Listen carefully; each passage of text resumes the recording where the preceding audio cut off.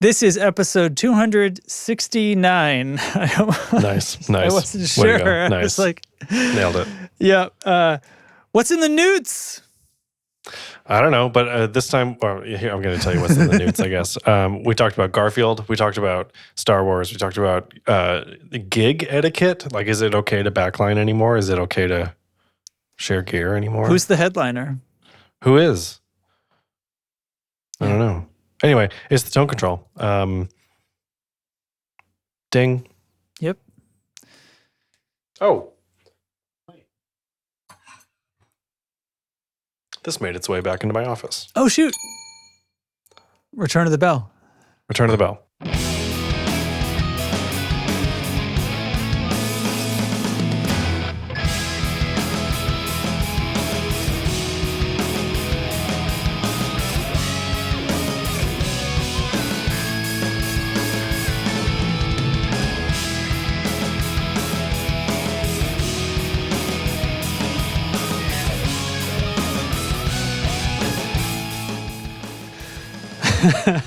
Hello.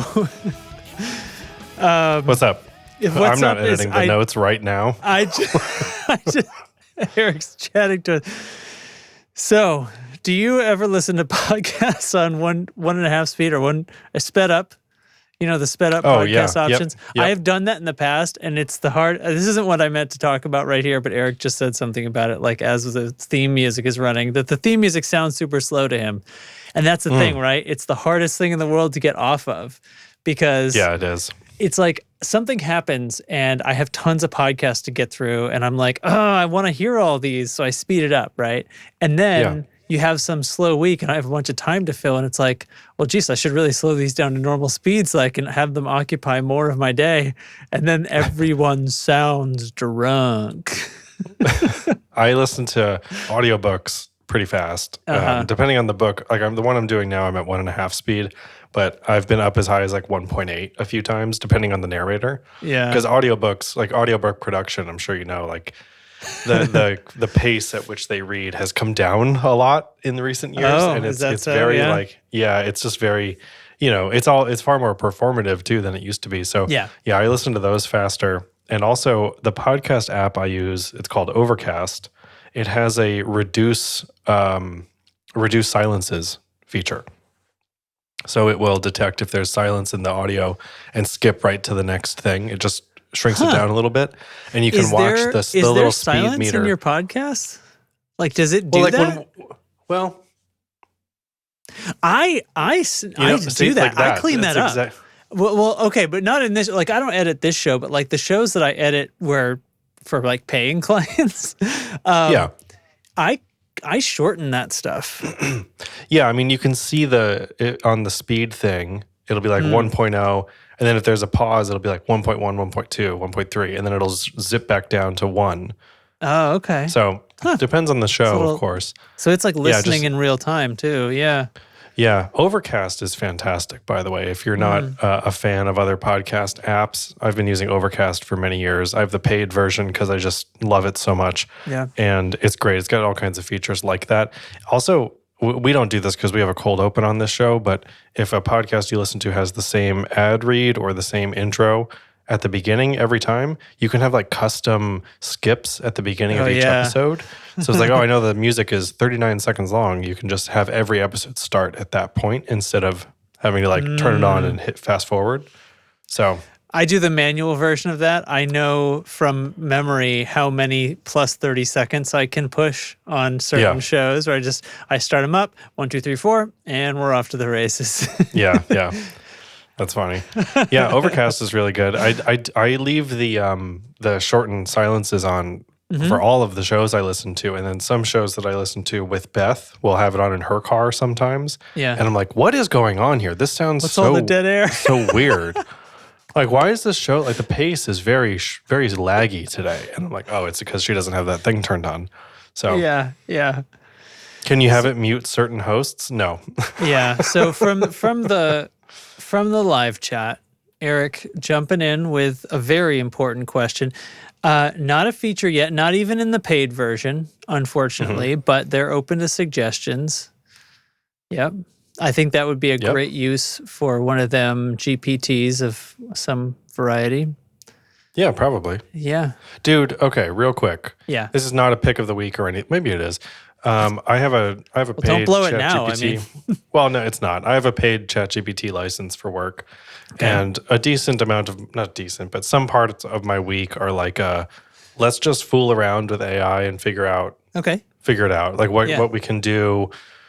Think of creative ways to use it, all that kind of stuff. And so I'm browsing through the various GPTs that you can add to ChatGPT. And one of them is, I know. That was funny, right? It's not just me. That's really what it is. I mean, it's funny, but it is the truth as well. Yeah. So one of them is like an RPG game that is all text-based, of course, and you can be anyone you want, play anything you want, do anything you want. It's very Dungeons and Dragons, except there's no like classes and races and gear. There's none of that stuff. It's very streamlined. And ChatGPT plays as the DM, basically. It explains what's going on. And then it's just like, what would you like to do next? And you just like type in what you want. And all the way down to like, I say this quote, or I walk over this direction. And you can kind of like force it. Kind of roll with that, yeah. Yeah, you can kind of force it into a shape a little bit if you want.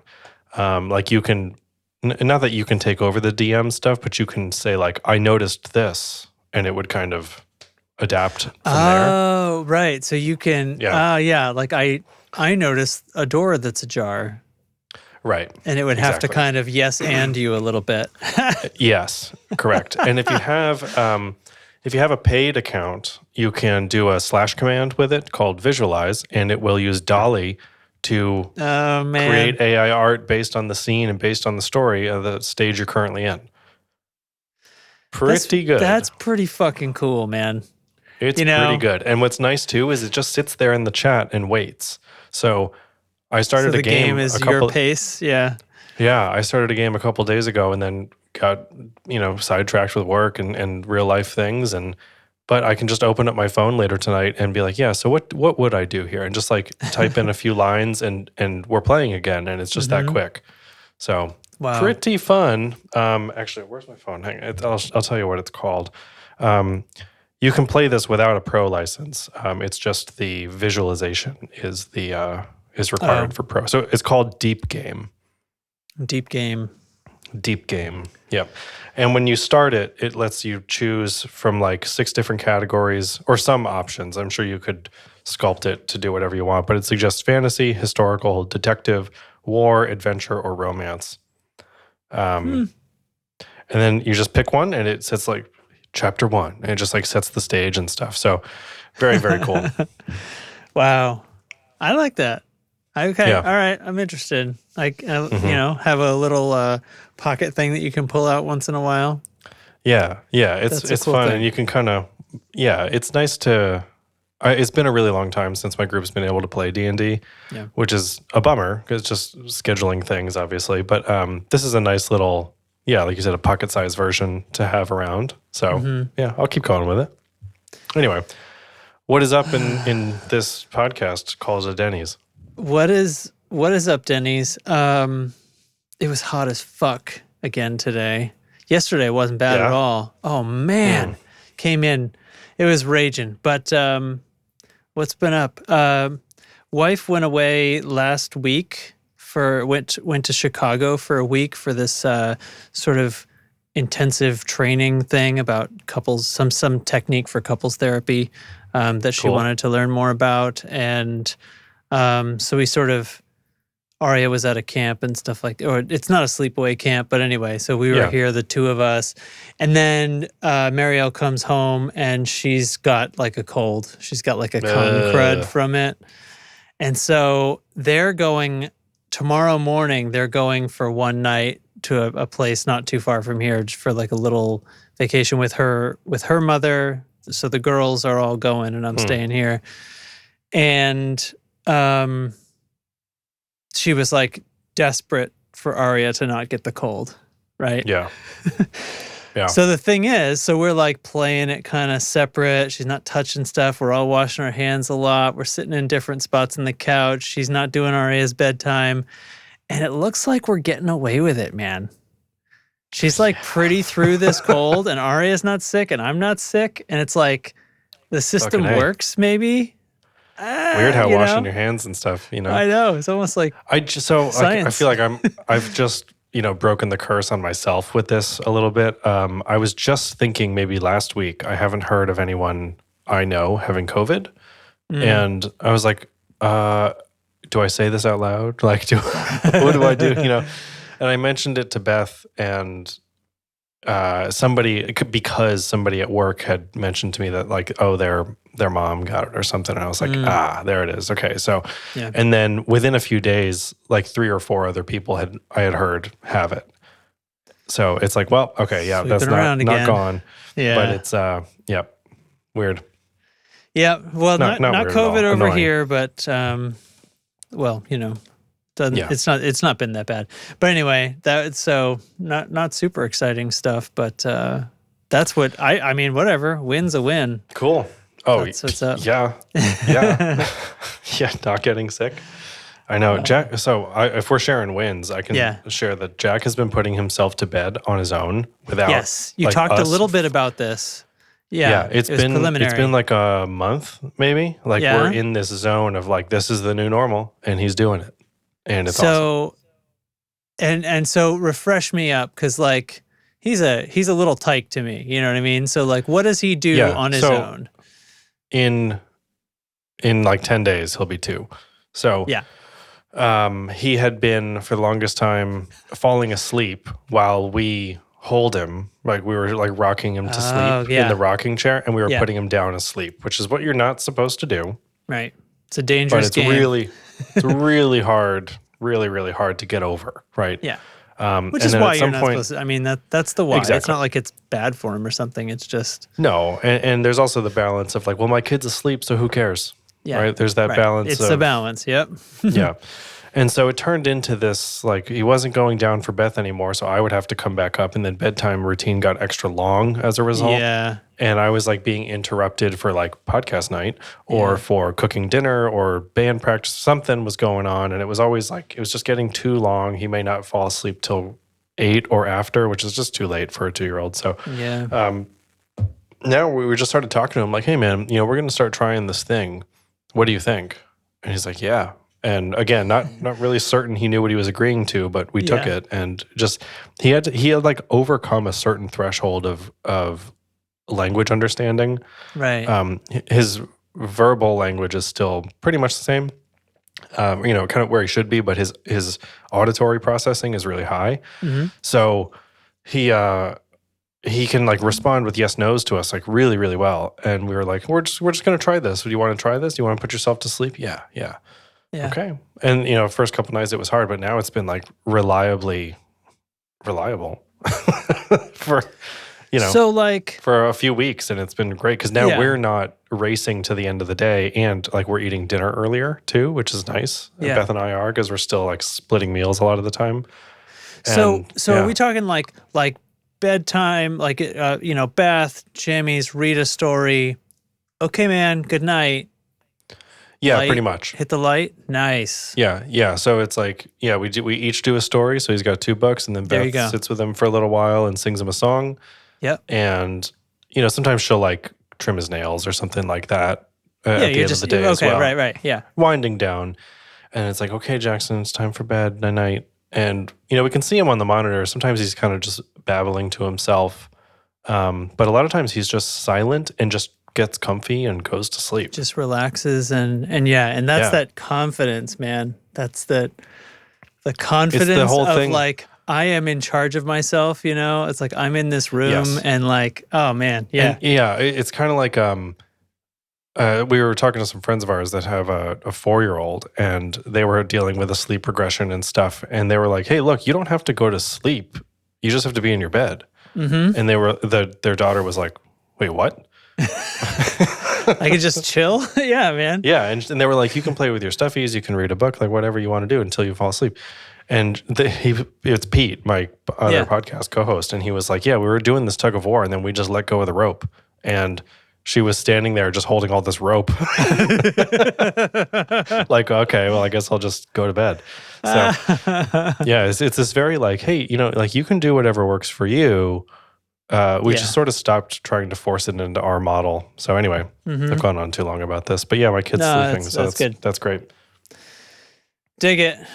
What's not great? We can move on to our next bullet titled Garfield, which is my name in Discord at the moment. Why is Derek Garfield? And because I had the worst Monday, classic, like July 1st, Monday, bang, I completely fucked up my foot by falling down the stairs. Yep. It's a good one. Real bad. It's not broken, but it was enough to go It may as well be. It may as well be. And it was enough to go to urgent care and be like, I'm pretty sure this is broken. So I've actually never broken a bone. So I was like, I don't know. Is this what a broken bone feels like? Yeah. But it bruised up really fast. So anyway, here's what happened. Coming down the stairs in the morning, carrying Jack. It's like 7 a.m., 6:30 maybe. This is on Monday. So we're getting ready to like go to daycare, out the door, work, all that. And something is on the stairs, which is a rule that I have set for many years, even before Jack was around, to not have things on the stairs because I hate it. Just visually, I hate it. Yeah. We had gotten a little bit lax about it.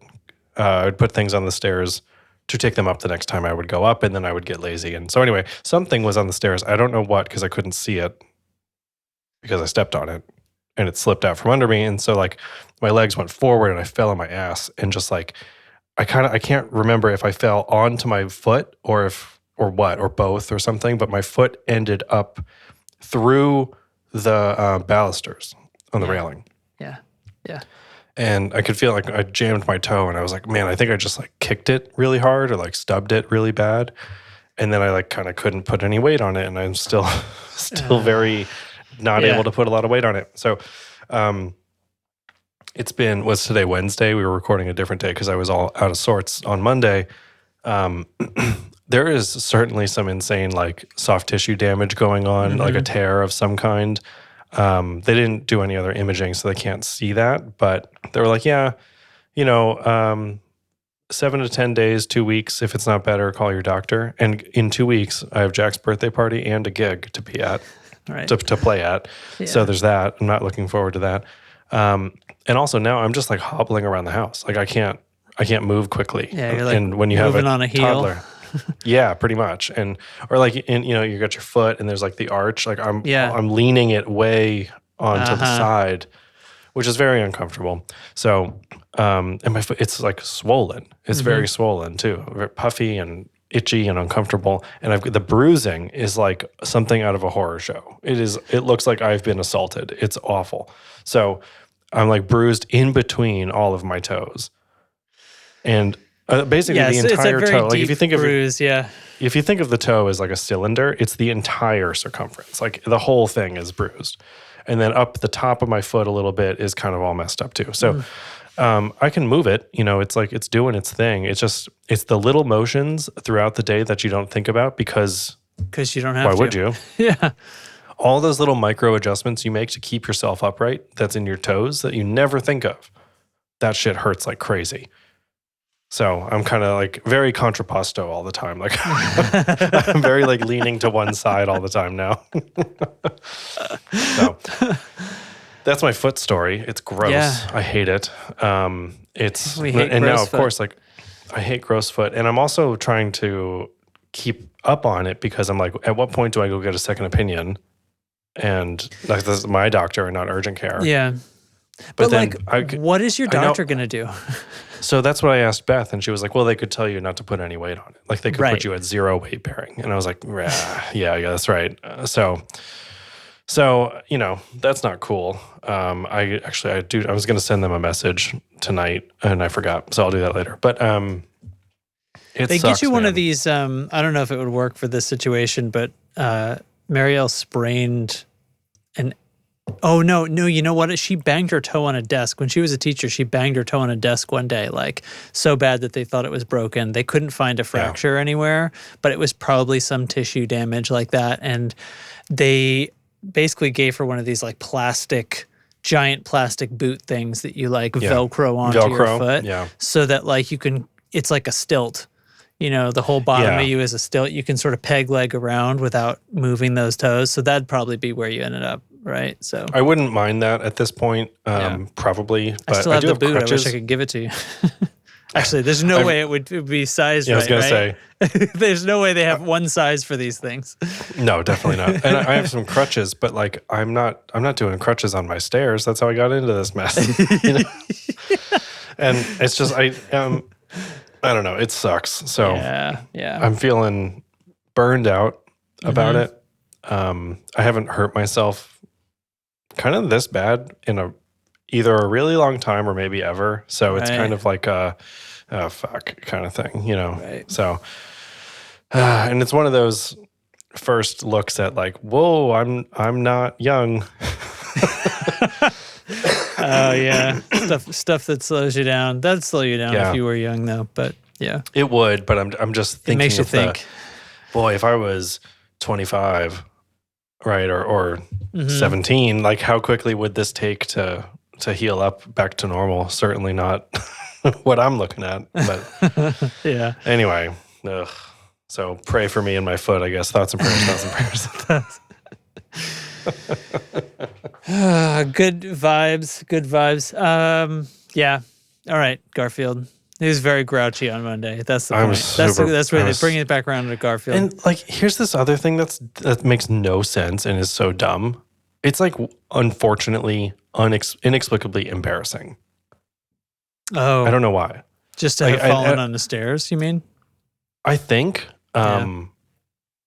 maybe I don't know, because you see, like the concept of falling down the stairs is immediately into like slapstick comedy a lot of the time. Yeah. Wow. And it's a thing that's like, or stepping on a rake, like that's hilarious. Except if you've ever actually done it, right? It's awful. Like it is. Yeah. You'd be lucky if you get to the part where it hits you in the face, because usually that's not where the injury comes from. Once. No shit. My dad hit himself in the face with it, and like I think he almost knocked himself out. Like it was super intense. Because I came inside at that point. Yeah, I came inside, and my dad's on like with ice on his head. I'm like, "What happened?" And he's like, "I stepped on a rake," and I started laughing, and he's like, "No, this is like pretty bad." He's like, "Bro," and I was like, "Oh, not animated." yeah. So that's what this kind of feels like, as well as just the like. A friend of mine, many years ago, a friend of mine fell on the stairs and fractured a vertebra. Whoa. And was having like, it's really hard to breathe pain. And we were like, yep, you're going to the hospital. And once again, it was kind of nothing you could do. It was just be really careful for like 3 months. And it was awful. So, I mean, yes, don't, no disrespect from me, because stairs is the real deal. Yeah, and I only had socks on and when it happened too, so just like, whoop. A friend of the show, Taylor, same day, cut his hand fixing a lawnmower. Oh, that's not what 12 stitches. Oh. 12 stitches in the back of his hand. So like right across. Yeah. He's telling me he's got to go to a hand specialist and consult about having surgery. So. Jesus. Yeah, I was like, we're just like a couple of uncoordinated dickheads, aren't we? Like we're trying to fix lawnmowers while they're running, falling down the stairs. This episode took a turn. We're a mess, you guys. July can fuck off. Oh, wow. Anyway, America, right? Hey man, everything's going pretty badly everywhere else. Why not just... Yeah, we're recording this on the 3rd of July. It's the day before Dogs Hide Day. Yeah. So... Not something I have to deal with this year, but I am curious if Jack will wake up. Oh, yeah. So, we'll see. Aria there was the Juneteenth just recently, right? And they do a big fireworks display here. They have a huge celebration here in our little like area Awesome. for that. It's like one of the biggest anywhere, apparently. It's a big deal. Wow. And this was the first time we got her to watch fireworks. Every other time they'd be there, I would try to like show her. Like last year, Juneteenth, we woke her up and tried to show her, and she was like, I don't like it. It's too loud. I want to go to bed. But this time, she came out and she started to have a little bit of that reaction. Like there, she had this like eyes glassed over fear response for a second. Like, they're too close. They're too close. She kept saying, and now, Marielle's the therapist. She knows exactly how to handle things. And she just was like, wow, yeah, like, I'm right here with you, and just like sat with her while it washed from the front of her brain to the back and then left, and then it was like, oh, it's pretty, and just watch this like involuntary reaction and then it just goes away kind of thing. If you just wait, if you don't react to it kind of thing, which is interesting. So anyway, she loves fireworks now, having seen them now for the very first time. Jack heard thunder for the first time this season. Heard and noticed thunder. Right. And that was a little bit of a thing. He was a little bit spooked the first time it happened because it was kind of right at bedtime. And then the second time was just like 2 weeks ago. And he was like asking us to make it happen, asking for more. Do the boom, yeah. Do the big boom, yeah. So anyway, it's 25 minutes in. It's about time, right? That's about when we usually move on to something related to this podcast. Yeah. What are we up to today? What's in the notes? What's in the notes? Let's play a sound effect. The note says play a sound effect. Oh, this is a spicy one, isn't it? Is this the Add an Echo? It is, yeah. This must be your Add an Echo demo because I don't know why I'm trying to talk over it, but I think I did one that was like really slow and sludgy years ago, and then you had it out one other time. And that's like an oil can delay. Yeah, right? Yeah. Eric in the chat, learn to spell, bud. Anyway. Okay, so I had a gig last Saturday, and my upcoming gig is on a Friday. So yeah, last Saturday we did emo night again. We kind of got pulled in a little bit as a favor. The sort of somebody dropped out, right? Somebody dropped out, and we had to join up, and we got to share the stage with a band called My Chemical Chungus, and My Chemical Chungus is from Worcester, which is like an hour and 20 minutes from here, probably. And they are typically a My Chemical Romance tribute cover band thing, but they're branching out, and so for this gig they did a few other things. And this other band that was on the bill had a cancellation or something like that. So they're like, any chance you could do this? And we're like, actually, yeah, believe it or not, we can. So the gig was awesome. I've been training for this day. You don't even know. So, and the emo stuff, like, it's just all songs that we grew up playing anyway. Yeah. So yeah. To pull out an emo night set list takes like one rehearsal at best, and you're fine. Not too worried about it. So it ended up being a really great set and a really great show. I think by our third or fourth song, it had sold out, and they were asking people to like move in because people couldn't get through the door and stuff. So like kind of a good problem to have. It was really, really, really fun. Got paid nicely as like the last minute fill in sort of thing too, which is awesome. So the thing that I'm like want to talk about though is just this general local show etiquette as the bands. Yeah. And this has happened a few times with a number of bands that we've played with. So this is not directed at My Chemical Chungus. This is just like the state of this is what's going on right now. Yeah, and I've noticed it for a few years now. And so anyway, we're doing these shows that are like two bands on the bill, and that's it. Okay. Gone are the days of like 6 bands a night. We get 30 minutes, that kind of thing. Which, at least in the range that I'm doing, which is great because that was awful. So anyway, we are like an hour and change for the sets and stuff. And so the conversation around like, or the terminology of like the headliner and the opener keeps getting thrown around. And I think that's not super accurate anymore and not really all that fair anymore either because nobody's touring, right? Nobody has the giant bill.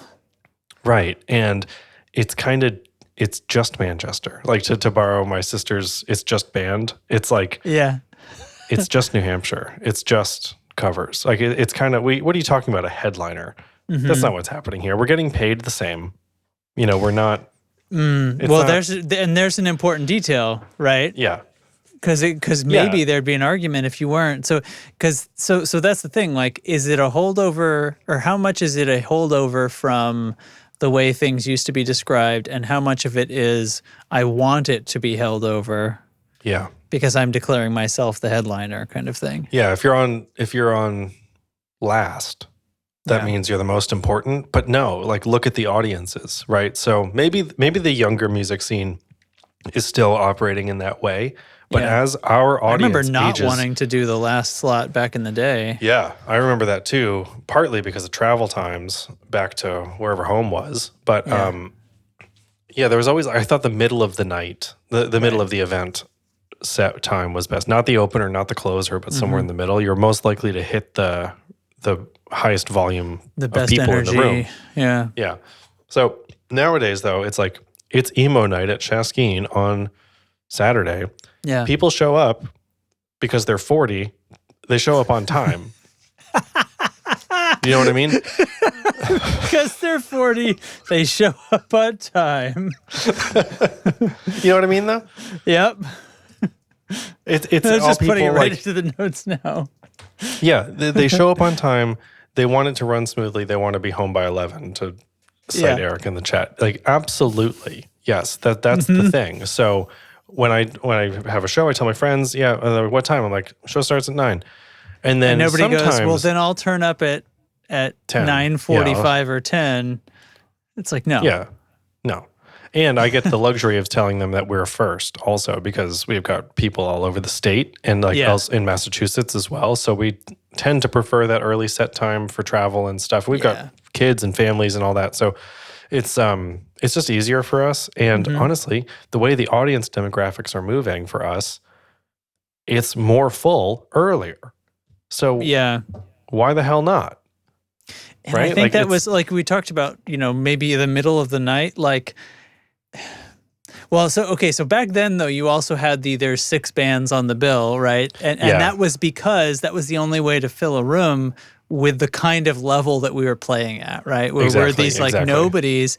And so it was basically going to be 5 to 10 of your friends and your, and their girlfriends or whatever. And you were watching the other bands. So it's like the dudes, the people from the band, their friends and their girlfriends. And if you were the last one on at the night, everybody's sitting there like, I'm trying to be nice to you, but I want to go home. You know what I mean? And there's almost all of them are gone already. So unlike this, which is like, if the thing's going to be over by 11, nobody has to fuss too much about. Well, hell, I mean, your kid knows how to put himself to bed, so you can stay out till 11. Yeah, I mean, it is certainly later than 11. That was a joke but about still leaving your kid at home while you go on a gig. But anyway, never mind. Yeah, he wakes me up at dawn either way. Right. It's like a chicken. So, yeah, he is. Yep. Go ahead, I'll catch up on the sports section. So anyway, I think the nomenclature and stuff around like, well, who's the headliner? Like, get over it. Yeah. That's not how it's going anymore. And I think it's possibly a little harmful to bands too, because there's this like, oh yeah, well, I don't know the opener, so I'm going to skip. No, don't do that. I'm surprised to hear that they are talking like that, especially on a show.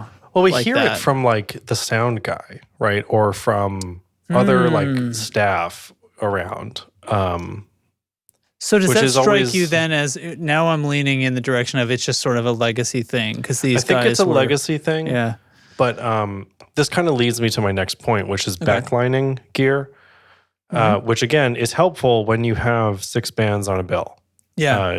And this dovetails with gear sharing. Right. I have been very over and kind of anti-gear sharing for many years now. And now that I'm ampless and doing Helix or HX Stomp live, it's a full stop. Like I'm not letting you borrow my stuff because I'm not going to teach you. But it also doesn't matter because your stuff is this big.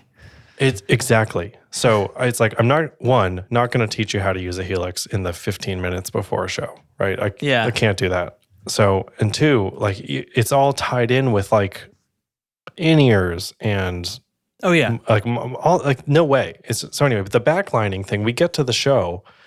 This has happened for so many gigs. We get to the show, and there's already stuff on stage, amps and drum kits and stuff like that. And it's like, well, we didn't talk about this, right? Just because you're on after us doesn't mean you can automatically backline all your stuff. Huh, okay. Especially when there's only 2 bands, right? Changeover is not that big a deal with only 2 bands. Yeah. So, and like you just said, my stuff is this big. So yeah, like, it takes no time to get off stage anymore. Right. I kind of meant that the other way around almost, that it's just like if there was backline there, it wouldn't matter. It's basically scenery because your amp is here at your feet. It matters to the drummer maybe if they don't want to share, you know, and it's like that. You need to discuss that. Yeah. Yeah. So, right. Yeah. If I'm using my Helix or something and I technically don't need to worry about the amp that's on the stage behind me, but I also feel like I'm just as valid a musician tonight as you are, guy who left his amp on stage. So, yeah. Right? Like I want the room back. I want that space.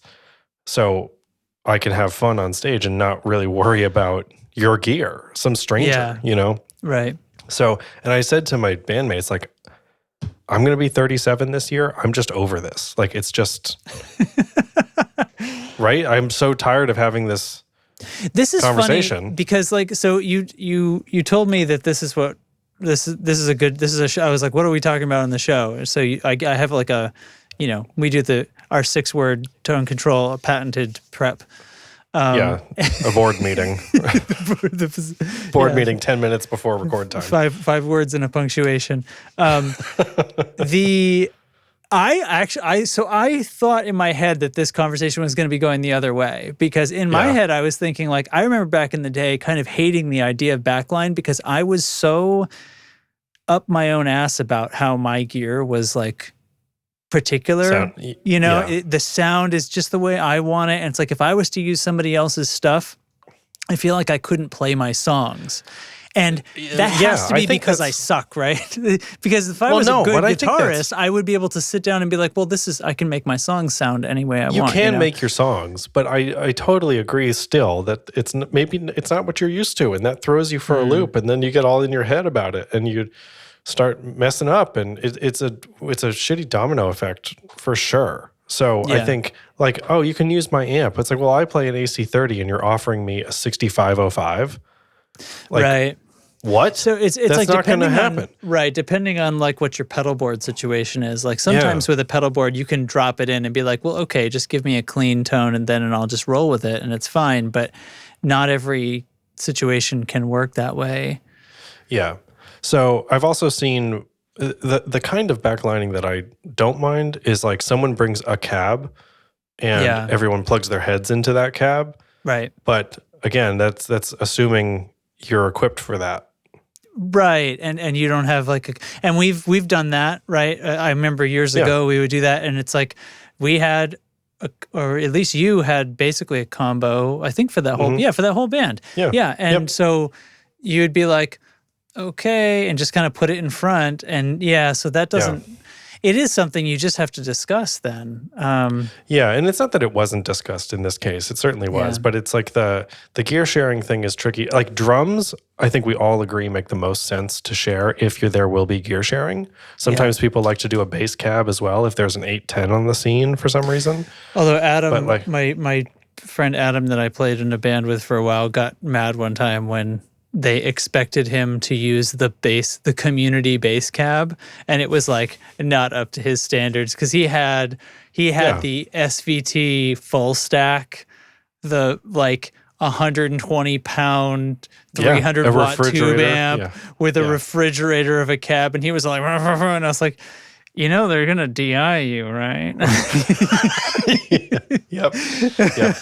So we're talking about like kit sharing and stuff, and our drummer's like, well, I've seen their Instagram. I don't know what kind of kit that is, and so it's this whole. They had a way larger kit than Mike was used to, and it was like, I could play these drums, but it's like he equated it to like, if you borrowed someone's guitar and they hand you an 8-string, right. It's like, you it can has the play strings I'm used to on it, I guess. but it is sort of a different instrument, right? Like it's enough to make you feel weird and awkward and not look like you don't know what you're doing. And that's not the headspace you want to be in before you're going to like throw a party, you know? So it was a really interesting night, I guess, for that kind of stuff. And I've seen it slowly changing over time. And I was just like, yeah, I mean, the luxury that I have now about Helix in all these areas that we've talked about for a million times, the portability, the reliability, all that, add not having to share it to that list that's a huge thing. I think especially if you're like these local people who are just, everybody's coming at it from a good place. Everybody wants to streamline. Everybody wants to like have changeover go really fast and stuff. But like we can get off the stage in record time because of this stuff too. So yeah. And like I think so that's to step back, like that's kind of the source is the wrong word. That's kind of like the point of Backline originally is it's not actually sharing.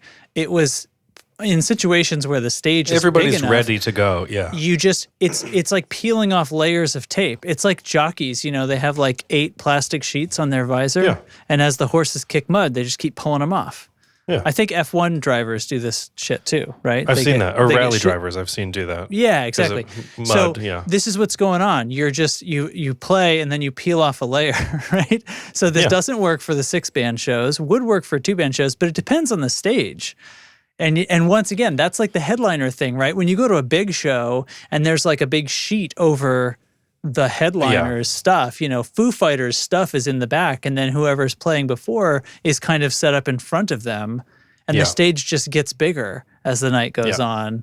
And it's not that they're sharing, it's they're stripping away the stuff and everybody's already sound checked kind of thing. Yeah. I kind of feel like the new so I think technology makes room for a new version of Backline that could make sense for what you guys are doing now. But it's all about helixes and stuff like that. It's all about, we discuss this ahead of time and like, we know what's going to happen and we can basically be sound checked already because of the in-ears and the Behringer mixers and all this stuff that we're basically used to.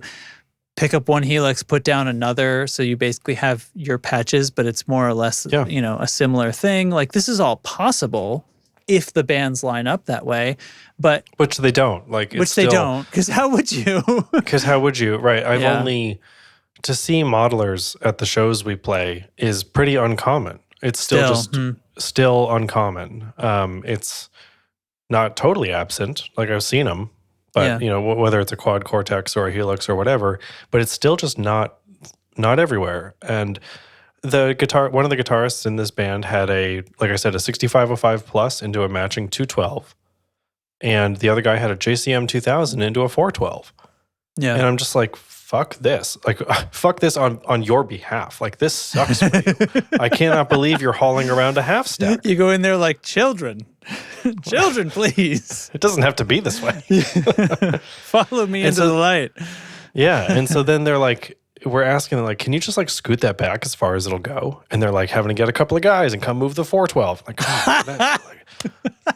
you know what I mean? Like that blows. Why is that still a thing? And so it's also kind of, there's another angle to this, which is like the ages of these bands too. Like in this case, I think, I don't actually know.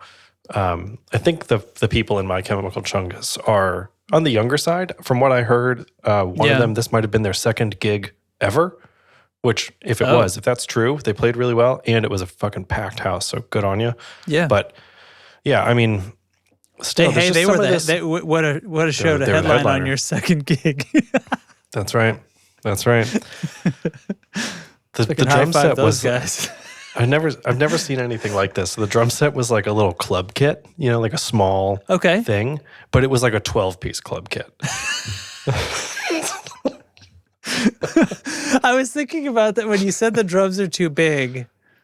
That's not, I know that's not what you said. You didn't say that anyway, but the kit was like, so there's this like the basic drum set, the 2 toms and a snare, crash ride hat. You know what I mean? Like the thing Bass that drum, you could, right. And oh, so the big reveal, Justin's anti-bass drum all these years later. But okay, so that's like your basic drum set, right? Like, and I kind of feel like any, like a pro drummer, like somebody who's doing their thing, can play music on that, right? And it's, I want to know, like, how much too far am I going to think that way? That, like, I mean, I know some bands would want to have their stuff, like if you're a metal band or something, you've probably got more elaborate whatever because that's the culture. But I've also seen them not go that way. Yeah, but I've also seen them not go that way too. I've seen them do the very simple thing, and you know what? I don't ever think, man, these drums could really kick it up a notch. He should add a few more drums, because that's never the thing that's missing from the music. Is not he doesn't have enough things to hit, right? It's And so it's just, I know it's like a preference or whatever, and I'm digging on drummers that want more toms. Well, no, but it's true for guitarists and pedals or something, right? You never look at a band that's playing music and you're like, this just needs more pedals. Yeah, this isn't interesting because he doesn't have enough weird sounds. You know what? I feel like I've heard that same distortion in the last 3 songs. I mean, what gives? Yeah, I need a very slightly different mid-range for this tone. Like, yeah, but didn't you use that reverb in the last song, man? Ooh, embarrassing. It's just like phoning it in, So, but you mean you're not MIDI switching? Oh, so I think you could intentionally steer yourself as a band into becoming the kind of thing where you could sit, you could basically sit in. You know what I mean? Like every gig, you were like, I'm going to sit in. The way a jazz player or something would think about it, where it's like, well, sure, and they kind of sit down at the piano or whatever. Like that's the thing. Piano players, okay, so here I've stumbled into a thing to make my point. Yeah. You know what piano players don't do? Oh no, Bring I can't their play own piano. I can't. I can't play that piano. Let me go get mine. Yeah. That's and good. they'll have like a that. keyboard or whatever, an electronic keyboard that they like. Oh, I like my Nord or I like my whatever. Yeah. But you know what? If there's a different one there, they'll play it. And that's a thing you can carry on as a person, right? Anyway, like a Helix. Yeah. So anyway, it's just... So are all bands that can't share stuff stupid? I think that's what I'm coming to. Well, I think it's just the assumption, like when we book a gig, we inevitably get a message that's like, all right, let's figure out gear sharing. And we're like, all right, we don't do that. And not in a snobby way. It's just like, hey, we tell them like, hey, both our guitarists go direct. Yeah. And our drummer lives actually also in Worcester. And we mentioned like, Mike drives really far, so we take off. So like drum sharing is on the table, but it is like a matter of it has to be the right kit, it has to be the right person you're borrowing that kit from. Like there's a few bands that we've played with in the scene a few times in this cover scene that like Mike is buddies with them, he knows the people, and he's like, yeah, I'll play that kit all day, it's no problem. And vice versa, right? It depends on what's going on. But there's other stuff where it's like a bunch of unknowns to us. Like I'm not going to trust someone else's gear. I take good care of my stuff, but that's not the case for everybody. So, and if something breaks and and you're the one using it when it breaks, that was the argument, years ago that I always thought about is like, oh shoot, my amp isn't working. Can I borrow yours? I'm like, okay, well, I don't know you. What is going to happen here if it breaks and it's not your fault? Like, let's assume you're a nice person. You're going to feel awful. What are you going to do? Right. Let's assume you're not a nice person. You know what I mean? Yeah. Like, there's been like random times where, like when I was in Delaney, Matt's guitar stopped working or he broke a string or something like that and didn't have a backup. Very different. Very different thing of like, you're going to borrow a guitar to continue the show, right? You have to, you can't just stop. So super different. That's fine. I think the fireworks in my neighborhood just started. Oop. Yep. Anyway, it's the what if it breaks or the, I don't know, it's like bold of you to assume kind of thing.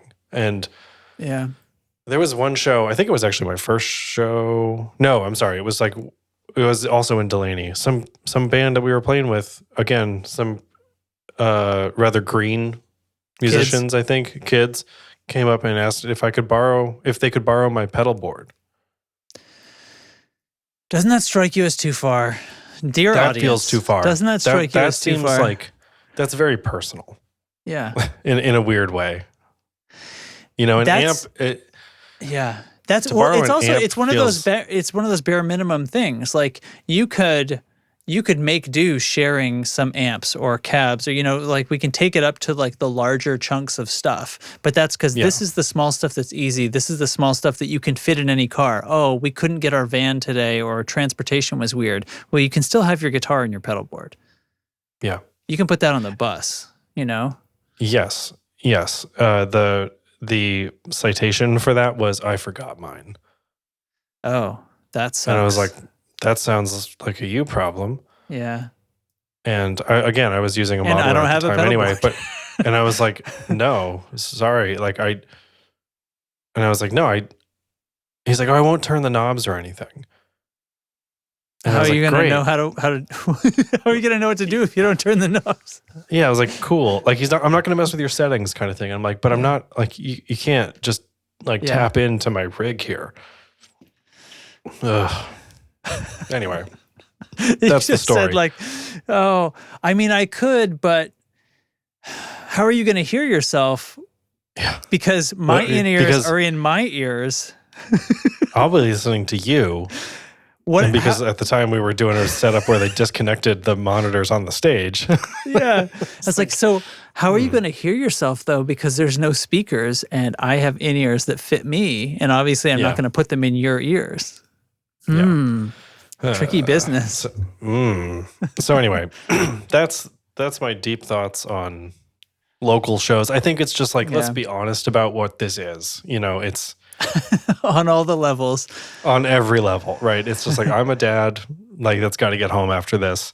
Yeah. And they just flipped over the sushi restaurant into a rock club tonight.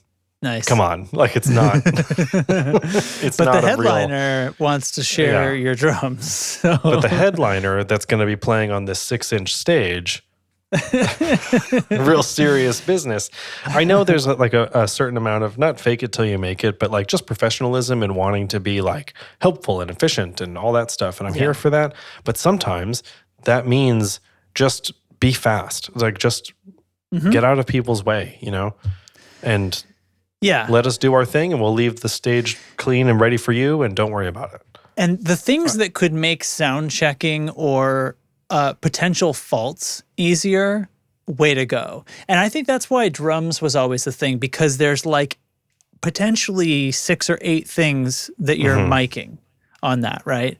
So guitar, bass, there's a DI, maybe there's a mic, there's mics, you know what I mean? They're there, you put them after the bands are done moving, you put them.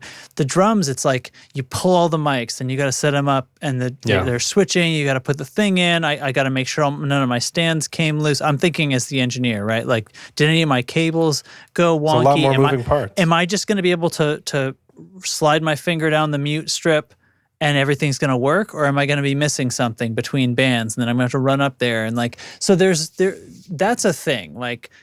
I could easily see share the shells, right? It wouldn't be everything. It wouldn't be maybe it's the guitar cabs if they agree, but or I mean, couldn't a venue like that have a drum kit? That'd be great. If they have sound equipment, they could easily have a drum set and have it. So I'm going back again to that standard configuration. As a drummer, you should know how to play in a standard configuration. And if you needed something separate, then that could be something when you're setting up a gig, it's okay, venue has a drum set. Yeah. Is that okay? I mean, the house kit thing, house kits, that's the notoriously awful collection of random bits and pieces. But yes, I don't disagree. It was notoriously awful, though, at the same time that the sound systems were notoriously awful, and they seem to not be anymore, right? That's true. Shaskeen's whole setup has gotten immensely better. They did a lot of upgrades during COVID, from what I understand, and now they have the companion piece to our in-ear rig for the main board. So, which is very convenient for us. Let me just take a step back here. I know that I'm speaking from a huge mountain of privilege here. With in my day, we had monitor wedges. Yeah, I've been doing this a long time, and now I'm I have the gear that I've like always dreamed of and can afford now, and I just don't want other people messing with it. That's just me. I know how that sounds. So, but I do think there's like something to be taken from this still, which is just get a grip. like it's 2 cover bands at the local bar downtown. It's not that big a deal. Like we'll just do a changeover and try to get on with it, you know? Yeah. I there's so many facets to this where I keep thinking like, oh yeah, I totally agree. I wouldn't want anybody touching my pedal board. But why do I think it's okay for a drummer to do because I'm not a drummer? Yeah. So I think it's like, you know what I mean? So what am I doing here as myself? Well, I think it's the breakables thing. Like we've done that plenty of times where it's like bring your own cymbals and snare and throw them. And then use the shells. And the rest of it's there. Yeah. Yeah. And I think it's an opportunity, like a venue could have that and be like, hey, listen, we put this together. It's not shit. So please feel comfortable using it, kind of thing. Don't abuse it. And they like, it's a local, like this, you keep saying like, it's this local place that turns over into a rock club on this one night. Well, that means that they have the opportunity to know you guys too, like as they have come to know you, right? So it's like, you could definitely have that situation happen, right? And so, you know what to expect and they know what to expect too, so they can feel safe like having nice stuff, because it's not just going to get, that's why it was shit before, is because nobody would have put up money to put to just have sticks shoved through the skins on the first night. Yes, that's a great point. One other thing, you know, to I guess another check in the win column for modeling is that I think the shows are better because we can just hand the guy the snake with everything on it and say, here you go. And like, we don't have to worry about what we hear. Right. So, because we manage that. And so then we've heard this from friends that are in the crowd when they stick around after changeover and the second band goes on, it's like a total wash of noise. Like there's no, it takes a long time for there to become distinction in all the instruments and stuff as the sound guy fiddles with it and does, you know, not fiddles, but as does his job and figures things out, figures out the room. And the stage volume issue, right? It's the back and forth of like, well, I can't hear myself, so I'm turning it up. And then it's the stage levels too loud. Yeah. Yeah. And the monitor situation's all weird and different and stuff. So a lot of friends have mentioned to us like, oh yeah, you guys sounded awesome. Like the sound quality was awesome. And which they probably have to say to you because you're standing there for a few minutes listening to the next band and you're like, I hope we sounded better than that. Yeah. There was a few times, like I saw this My Chemical Chungus turn over and start their set and it was like, I think I know that part. What song are they about? What song are they going into? And you just couldn't really like pick it apart. And then halfway through the intro thing, it clicks a little and you need another accompanying part to define it. And then that issue faded as their set went on. Right. Obviously, as a sound guy, like dialed it in. But it's really been interesting to like now that we're fully ampless, and it's not like the amp was to blame, but it has all of these kind of knock-on effects in an interesting way. There's all these compromises to having an amp on stage. You have a sound source that the audience can hear that you have to deal with as a sound guy. You also, there's a stability in tone to your, well, there doesn't have to be, but I know for a fact that your modelers are going to present a stability of tone to the engineer. You are going to be feeding them something that sounds right?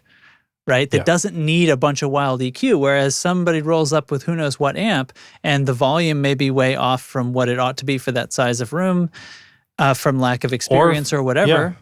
And who knows whether the tonal balance is anywhere close to where it's supposed to be. Who knows if somebody knocks the mic and then something could be a lot brighter or darker than it ought to be. None of that shit happens coming off of the modeler.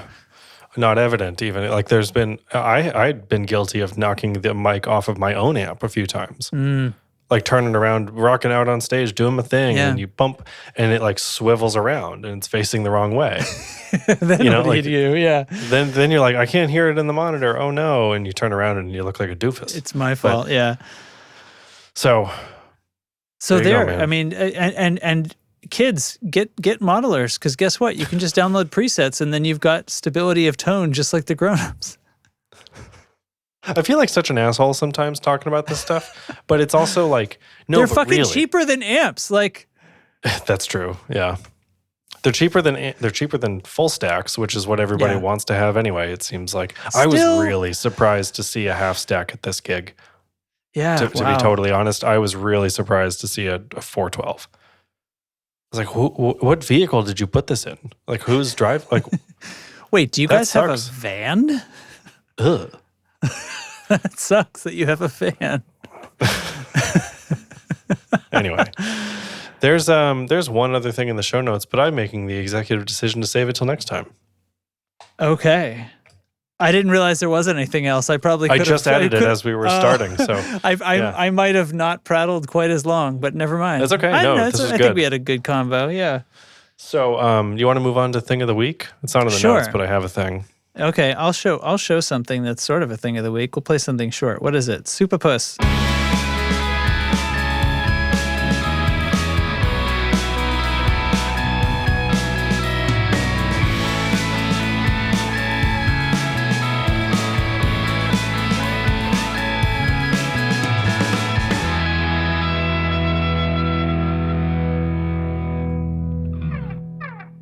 That wasn't a jab at you, by the way. That's the name of the pedal that was in that demo. You are one super puss. Fuck. That is a great pedal, by the way. Yeah. The lightweight full, the pedal cases that they use, the like folded steel, like that I are think so they're light. aluminum. Are they aluminum? Well, then that would explain the lightness, but it just feels so like, I strong think those are but light. Anodized aluminum, right? I think they're anodized. That's what I think. What do you got? So you remember, I think I said offhand that my wife had said she got me something for Father's Day, but it wasn't here yet. Oh, yeah. Yeah. So what she did was she ordered, if my camera will focus on this, she ordered a bunch of little minifigures of our family. So she Lego had somebody. minis, She had somebody. Oh, sorry, I didn't even say Lego. Yeah, they're Lego minifigures for the listening audience. Basically, like custom. I think the shirt print is like something custom because the guy on Etsy who does these has like a. So besides just getting the parts, like hand picking the parts for everybody, and. So we all have like different shirts and stuff. I'm not sure. I think I'm getting a little close for my camera. Oh, that's working. Yeah. And then she ordered the dogs, and it will be hard to tell, but these are just like regular dog. It's going out of focus on me. There we go. She used kind of like a gold and black Sharpie to dress up their looks a little bit. So she did like some stuff with Emerson's face, and then because you can't just like order a blue healer. Yeah. So she's got black and gold Sharpie on. Oh, that's so clever. On Ginny to make her look pretty close to the way she looks. It's like pretty fucking cool, right? Everybody's hair is pretty close and nice. Yeah, that's so great. So did it come assembled or did you put it together? It was. I think she just ordered minifigures, and then these are chunks of stuff like. In fact, these Legos are probably from the kit that I had when I was a kid, which is one of those basic builders bins full of just randomly colored chunks. And she just pulled some out and wrote on them 2024 and stuff. So that's going to live probably on one of my monitors or something. Awesome. That's a very cool gift. I like that. It's pretty neat. I was like, oh my God, look at these little things. I was like, I zoomed in, like, how'd you get the... She's like, I just did that with Sharpie. Love it. Cool. Yeah. Speaking of things that are so friggin' cute, you just want to die. I'm making another droid. I finished the pit droid. Yeah. And it's awesome. Actually, it is insanely awesome. I built the stand for it as well and lined the inside with LEDs so it kind of glows up from underneath through the grill. Excellent. Fuck, it is awesome. I'm like incredibly proud of it. I was in like kind of having a hard time for a little bit. Like a couple months here, and I really needed a win, and this was the win, and now I'm just like, I'm fucking awesome. I make droids. You're back in it. I'm back in, baby. So I've just become like falling really hard for the droid construction thing. It's really fun. So I've been looking at other plans. And so when I fell and destroyed my foot, I was like feeling really cranky. And I was like, fuck it, I'm going to buy a $15 STL. So I like, spoiled myself with a very, fairly inexpensive impulse buy. But I'm making a new droid that's from, I think, a Nick Jr. series or something, or Disney Jr. series. It must be Disney Jr. Called RJ83. And I'm going to share some pictures in the chat if they want to go. There they are. So the green one that I've just shared is my current state, although I did prime it today, so it's not green anymore. But it's this little super adorable companion droid that is inspired by like R2's dome, right? Yeah. Like the main thing. There's a finished one. I'm taking a second to load them up, and then I'm going to put them on screen. I'm just vamping because I want all four of them open before I kick over into here. All right. So the orange one there. So let me pull this up so I can see what you're looking at. So this is mine right now. This is the head dome. The eyes are nested in there. So like the face and then the eye ring and the eye itself are all separate. So you can do accent colors really easily. The two side panels there that are the one that's like the darker green that comes out. There's also panels that go into those inserts that are on the bottom there. Mm-hmm. And it printed fucking beautifully. So it came out great. Like this is after sanding. But I was going to ask. So if you sand it, and that's like the dust that's kind of built up in the little crevices and stuff. A bit, yeah. I've cleaned it up. I usually use like a tack cloth to get dust out of there and stuff, and then I'll hit it with the brush attachment for my vacuum as well. Yeah. Before priming, so it doesn't get all fuzzy and weird. But I did hit it with filler primer today that I'll sand back as well. But it's like really nice, really high quality print. And the top of the dome there is a separate piece as well, so you don't have to worry about it like needing extra support. And you can paint it separately and stuff too. So anyway, this is based on a droid called RJ83, and I'm making the thing that I'm enjoying about the droid process is like maybe not making an exact duplicate or an exact prop replica from a show or a movie or something, but doing a droid in that class. So I'm saying to myself, like, I'm doing an RJ series droid, like I did a pit droid, but it's not the one from Phantom Menace. Yeah. It's or the one from Mandalorian. Like it's a totally different paint scheme, all that stuff. So this is RJ. I don't have a number for him yet. I'll just make something up. But if you flip to the completed image, this is not mine. This is somebody else that I found for a little bit of inspiration. RJ 69420, nice. But you can see it includes another like adapted plug-in thing for the head that you can pull his like arm tools out. Yeah. So like, like the astromech droids have these little like bits and pieces that come out of them, like Swiss Army knife style. So there's that. It has a fully articulated ball joint for the head. I could see the tilted over. Yeah. Yeah. And it's just really goofy looking, very exaggerated, like cute, big eyes, that kind of thing. And I was like, this looks like a really fun build. So I'm going for it.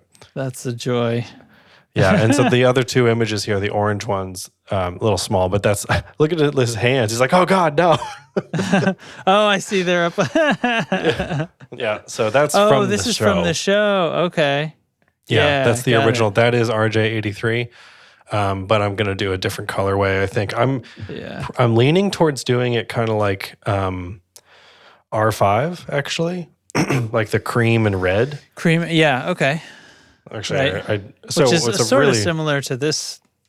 A little bit, yeah. Version, right? That's like, I guess that's how he is, depending on the lighting. But I think it's like orange and yellow more so. He's got a yellow cap.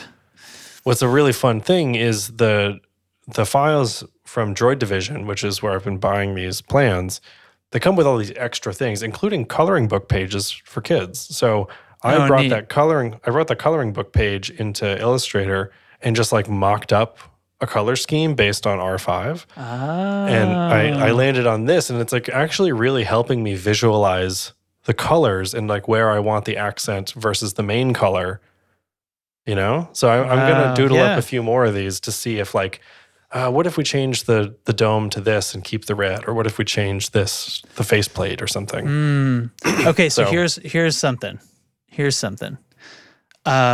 this might not work. And if it doesn't work, I think you can just drop it and everything's fine. But here's the thing. So coloring pages. So you let Jack at this. Okay? Yeah. Maybe he gets it on the first try. Maybe you give him 2 or 3 tries and he lands on a color scheme that kicks ass. And then one day, boom, you get this real life version of what he colored and hand it to him kind of thing. Or he doesn't jam on it and you just move on. But I think wouldn't that be a fun thing to see on his face? Like, my coloring page came to life. Yeah. That'd be so wild. Today, though, this is a fun thing that I thought was really hilarious. I'm choosing to say that I tried to print one of Jack's drawings here. No, hold on. So this is Jack's drawing. That's Jack's drawing. That's what he provided to me as inspiration. Okay. And then this morning, I threw this little jobby together. What the fuck happened here?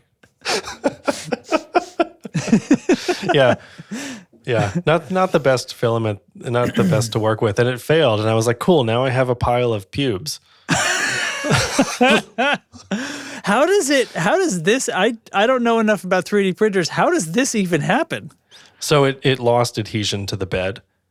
And so whatever it was that it was trying to print started moving around under the print head. Yeah, or wasn't there at all. So then the print head is just extruding into free space, and it's just like,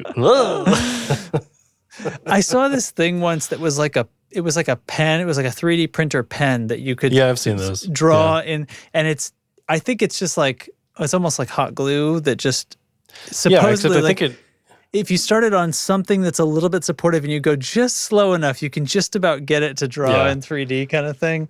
I think it uses 3D printer filament though. Like it's still the same material. I've seen those though. They always look a little thrown together. Like, it doesn't look great. Oh yeah. Like, imagine if you had a steady enough hand to make something come off of that looked right. You're a savant, right? Like, yeah, it's because there's no like really sharp edges or precision with that. But yeah, I've seen people do it where most of what I've seen, people will like kind of start with like one of the platonic solids and then build off of that as like a skeletal structure. You have support everywhere. Yeah. It's cool. So anyway, this is what happens when your printer fails, and it's just like, hey, bud.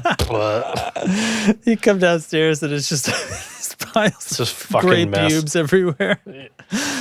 It sucks. Like I check on it, as it's printing a few times.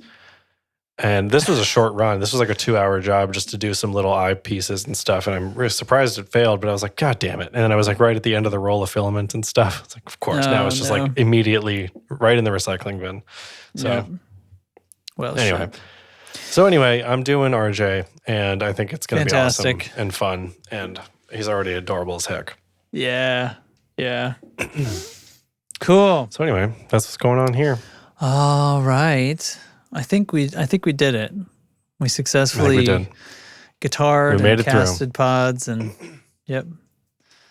we talked about feet. We talked about feet. We talked about the young people. We talked about youths. Yep. Talked about Lego. Yeah. Talked about Star Wars. We hit it all. Yep. We got it all. The Star Wars was all at the end, though, which is really going to throw some people off. That's true. They're going to be like, oh my God, they made it. Ah, damn it. God damn it. Right at the end. Whiffed it. All right. Oh, God, the name. All right. So that means all that's left is the part of every episode of internet media where people start to tune out.